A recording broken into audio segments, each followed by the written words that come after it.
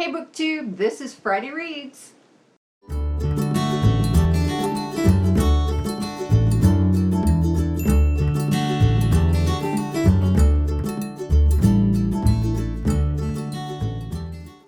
I'm Jen and I talk about audiobooks. And this is the middle of the night. I'm really tired, got out of the pool, didn't want to put on my makeup, so don't look too close version of Friday Reads. It's also the I got a new retainer and I can't speak Friday Reads. I have about 3 things going this weekend and they're all really exciting, so I want to tell you about them. First up, on my iPad, I have book 10 in the McCarthy's of Gansett Island series by Marie Force, and I forget what it's called, something for love, something like that.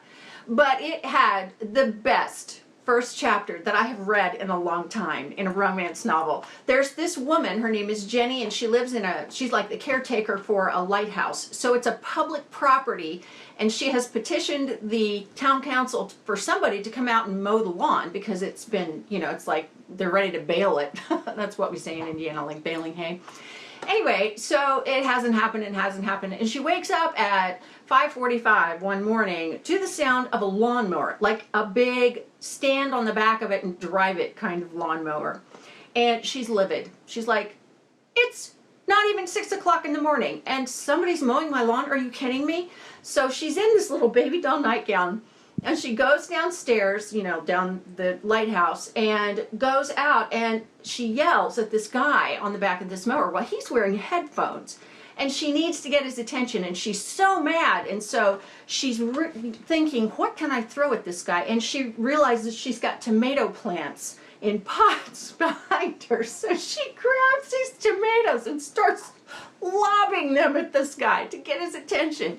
And she misses a couple of times, and then she hits him smack in the back. And the mental image. I mean, he turns around, and he's like, what the hell? Are you actually throwing tomatoes at me? Seriously? Oh, so good. It was just in the, you know, the romance starts in from there, and it doesn't go straight to romance, but oh my gosh, I laughed and laughed and laughed. And I thought, I hope the rest of the book is this good, because if the first chapter is any indication, it's definitely going to be a winner. So yeah, I'm a little ways into that, not too far into that. I've been working my way through all of the books in that series just because I like it. You know, it's a small town and you get lots of stories about lots of characters, and so it's very enjoyable. And then I have An Ember in the Ashes by Sabaa Tahir on audio, and this is narrated by Fiona Hardingham and Steve West. And this is a reread for me because I got my hands on an audio arc of the sequel, the second book in this series, called A Torch Against the Night. Again, narrated by Steve West and Fiona Hardingham. Okay, I have to tell you, I was at BookCon, not BEA, but BookCon this past spring in Chicago, and everybody got copies of A Torch Against the Night. Now, my only consolation was I got a copy of Gemina, which is the sequel to Illuminae. So here I am, you know, oh, poor pitiful me. I hate my life because I don't have A Torch Against the Night. I really want to read it. Like, get over yourself, Jen.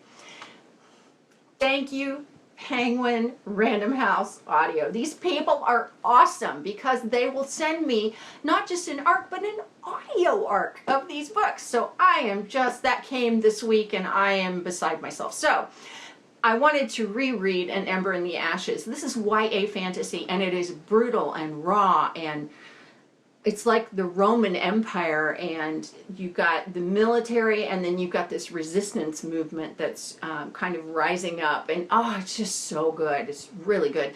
And I think that the publishers of the book were really smart to use Brits to narrate this, because it just has a lot more, I don't know, power behind the words, I guess I want to say. I don't know, I don't know why that is. Why would British-speaking people have more power behind their words than Americans or Australians or anybody else that speaks English? I don't know, but it has a lot of power. So Really enjoying that. I had that on my swim iPod tonight, and I also have it on my regular iPad.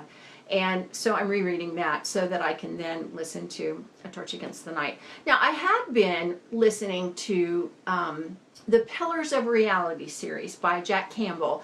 The last book in that series just came out in like the past week. It's a 6-book series, all narrated by MacLeod Andrews, who is phenomenal. He's just phenomenal. I just, you know, I like everything he narrates. Whether I like the book or not, I like it because he did it. So anyway, book 6 came out and I thought, oh, I'll marathon this series. Well, you know, I listened to the first book and I got partway into the second book and I just kind of got bored. I thought, I know these characters and I'm interested, but I'm just distracted, I guess. I don't know. So I put that aside and I'm going to come back to that.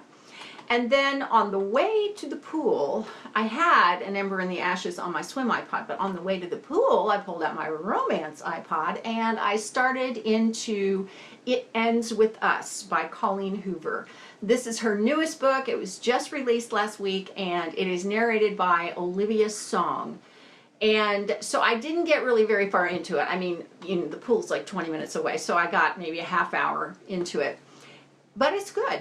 So far, it's classic Colleen Hoover, and I hear that it's a real tearjerker. So, you know, I'm a huge Colleen Hoover fan, and I'll take it. I'll take whatever it is.